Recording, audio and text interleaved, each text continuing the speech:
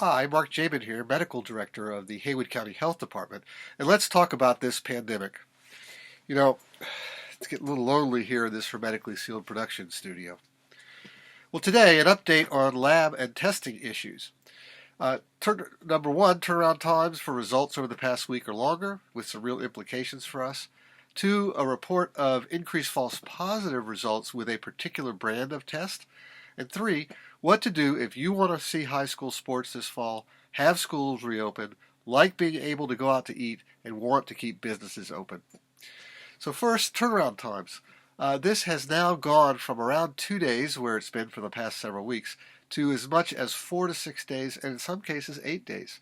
This all due to lab capacity issues with the increased number of tests being done. And here's why this is important to you. Once you get tested, a longer time for results means a longer time in quarantine. And for instance, this could impact when it's safe for you to go back to work. A longer time for results complicates the effectiveness of contact tracing.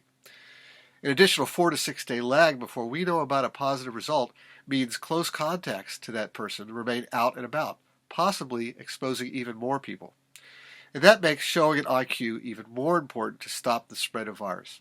So if you get sick or test positive or someone tells you they are positive, now it's best that you act to isolate or quarantine yourself and protect others. Let your family, friends, and coworkers know as soon as you get sick and as soon as you get tested. Give them an opportunity to protect themselves and others they are around.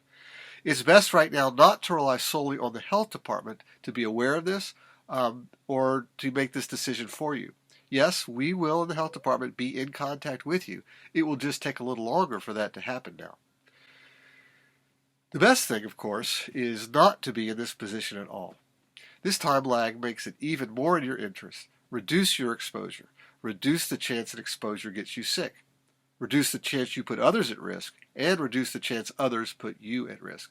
And you can do this by avoiding crowds, particularly indoors, loud places, people not wearing masks, even though they're supposed to, by appropriate distancing, and wearing a mask, especially when you can't, and by washing your hands frequently and effectively.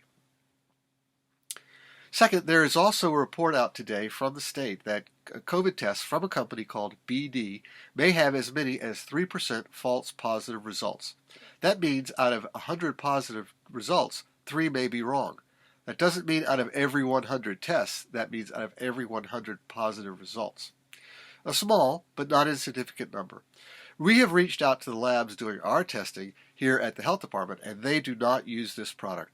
If you do go somewhere to get tested, you may want to ask whether that place uses this product. The company is called BD. So it's quite clear now what gives us the best chance to see high school sports this fall. Have schools reopen. Be able to go out to eat and keep businesses open. It's called limiting the spread of the virus, and it's about what we do. Practice the golden rule of gathering. Show an IQ. Follow the 3 W's. Distancing, mask when you cannot, hand washing. Do it for yourself. Do it for your family. Do it for others in your community. So be well and be careful, especially right now.